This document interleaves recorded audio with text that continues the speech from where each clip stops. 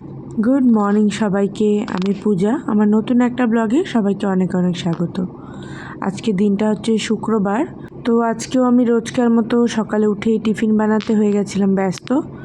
আজকে টিফিনে আমরাও পাস্তাই খাবো, তাই না? আমি একবারে এখানে 3টা ডিম ভালো করে ভুজিয়া করে নিচ্ছি। এটা মানে পরে আমি আমাদেরটাকেও অ্যাড করে নেব। তো একবারে ভালো করে নিচ্ছি, কারণ আমি অফিসে বেরোবো, আমারও আজকে একটু তাড়া আছে। এসে বাড়ির কাজ করে তারপরে বেরোবো। আর এই যে ছেলের পাস্তাটা কালকে বয়েল করে রাখতে মোটা হয়ে গেলে ওটা করবো। আলু পেঁয়াজ কুচিয়ে নেবেন, আজকে আর কোনো সবজি নেই, সবজি ছাড়াই করবো। ওখানে দুধ গরম বসালাম, করবো হচ্ছে ছেলের তেল করে খেতে দেবো। তো দেখো আমার টিফিন হয়ে গেছে, বানানো রেডি। স্মল ব্রেকের জন্য দিলাম কেক আর খেজুর আর কিছু কিশমিশ দিলাম, আর লাঞ্চ ব্রেকে দিলাম ওকে পাস্তা বানিয়ে। আর খেয়ে যাচ্ছিলো আজকে দুধ মুড়ি। তো যাই হোক, তারপর ওকে নিয়ে চলে যাই স্কুলে। তো এই দেখো আজকে না ওদের স্কুলে বাচ্চাগুলোর কোনো একটা প্রোগ্রাম ছিল, সবাই এত সুন্দর সেজে এসেছিলো। কেউ ট্রাফিক লাইট, কেউ কচ্ছপ, কেউ লন্ডন ব্রিজ। খুব ভালো লাগছিল দেখতে। ফেরার পথে কাকুটা দোকান দেখি, তা আমি বললাম আপনি কি আখের রস দিতে পারবেন? বললো হ্যাঁ, দাঁড়াও বানিয়ে দিচ্ছি। তারপর উনি সাথে সাথে একটা আখ ছুলে আমার জন্য বানায়। বানানোর পর কী সুন্দর ওনার গাড়িটাকে আগে পুজো করে নিয়ে তারপর দিল আমাকে। তো এক গ্লাস আখের রস সকাল সকাল খেয়ে বাড়ি চলে আসি। যাবো বলে এত তাড়াহুড়ো করছি, সেজন্য আর ভিডিওটা কন্টিনিউ করতে পারছি না। তো আমি হেঁটে আসলাম ওখান দিয়ে।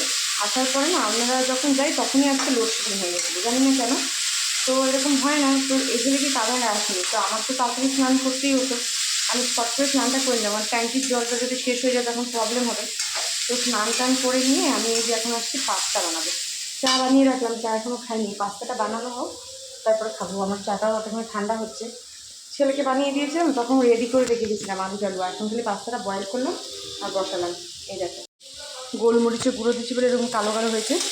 এই যে এখন এটার মধ্যে মশলা টশলাগুলো সব মিক্স করবো। আর এই যে পাস্তা বয়েল করে রাখা, তখন একবারে ওই 3টে ডিম ভেজে আমি এটার মধ্যে রেখে দিয়েছি কিছুটা। এই যে এটা এখন অ্যাড করে দেবো এখানে। টিফিন খেতে বসে গেলাম আমি একবারে, আগে চা খাবো পরে টিফিন খাবো। অফিস যাওয়ার জন্য আমি একেবারে রেডি। এটা পরেই যাচ্ছি, গরমের মধ্যে বেশ সুতির, কমফোর্টেবল আছে। আর এই ব্যাগটা নিচ্ছি, এই ব্যাগটার মধ্যে অনেক কিছু আটে।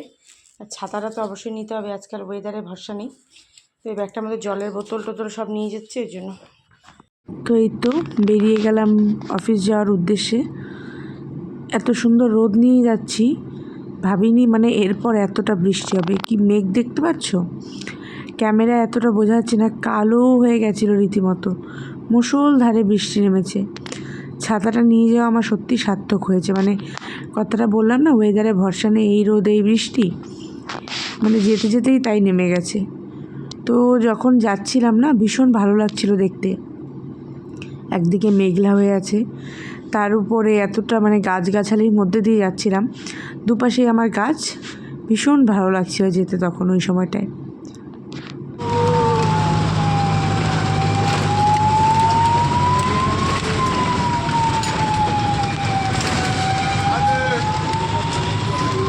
তো এই যে পৌঁছে গেলাম মেট্রো স্টেশন এসপ্ল্যানেডে। তো এখান থেকে আমি এখন মেট্রো করেই যাব। আমি খুব বেশি একটা সল্টলেকের রাস্তা চিনি না। আগে আমি র্যাপিডোটাই বুক করতাম, এখন বর্ষাকালের জন্য প্রচুর দাম নিচ্ছে, যার জন্য আমি এখন যাওয়ার পর সময় আর ভাড়াটা বুক করিনি। ফেরার পথে র্যাপিডোতেই আসলাম অবশ্য, তখন ভাড়াটা কম নিচ্ছিল। তো ফেরার পথে খুব সুন্দর দৃশ্য দেখতে দেখতে এলাম।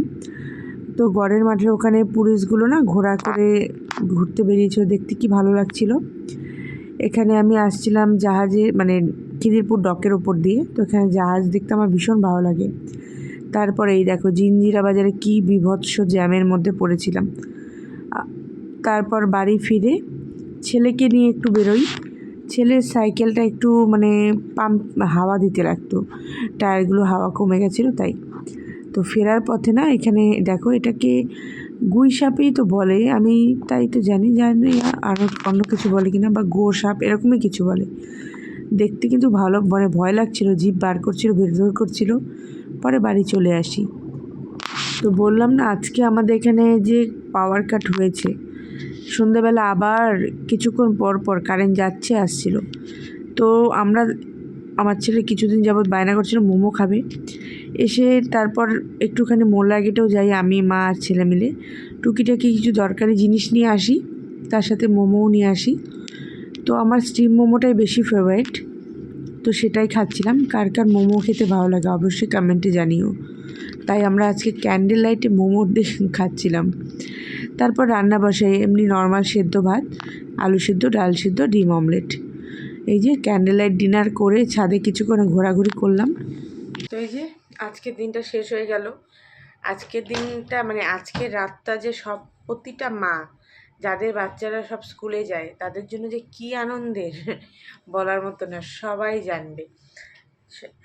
কারণ আজকের রাতটা পেরোলে কাল শনিবার, কালও স্কুল ছুটি থাকে, তো খুব মজা, সবারই মনে করো খুব শান্তি। আজকে আমাদের এখানে সকাল থেকে কোনো একটা ইলেকট্রিক্যাল মানে ভালো রকম প্রবলেম হয়েছে। আমাদের এখানে এত লোডশেডিং হয় না। এখানে কাজ হয়েছিল 2-3 ঘন্টার জন্য বন্ধ ছিল, সেটা অন্য ব্যাপার। তো এখন আজকে কি হয়েছে, সকাল 8টার সময় কারেন্ট গেছে, এরপর সারা দিন আসেনি। এবার তো আমি অফিস গেলাম, পরে মাঝে মাঝে মাকে ফোন করছিলাম যখন সময় পাচ্ছিলাম, মা খালি বলছে আর কারেন্ট আসেনি, ট্যাঙ্কে জল নেই, কিচ্ছু কাজ করতে পারছি না, বাসনগুলো এঁটু পড়ে আছে। আমি বললাম থাকুক, কিছু তো করার যাবে না, আর কী করবে। আমি আসলাম প্রায় ওই তখন 6টা বাজে, বাড়ি ঢুকলাম। তখন মা বললো যে 1 ঘন্টা হলো মাত্র কারেন্টটা আসছে, 1 ঘন্টা 1 ঘন্টা যাই হোক। তারপর আমি আর ড্রেস চেঞ্জ করিনি, তখন ওই প্রয়াগের সাইকেলটা পাম্প ছিল না, মানে টায়ারগুলোতে, ওটাকে নিয়ে গেলাম একটু, ওটা ঠিক করালাম। তারপর আমি নিচে একটু ওয়েট করছিলাম, ও একটু রাস্তাতেই আজকে সাইকেল চালালো, ছাদে আর ওঠা হয়নি। মা নামলো, তারপর আমাদের এখানে একটুখানি গেলাম মার্কেটটায়, মোল্লারগেটে গিয়ে এখান থেকে তোমার টুকটাক কিছু জিনিস নেওয়ার ছিল।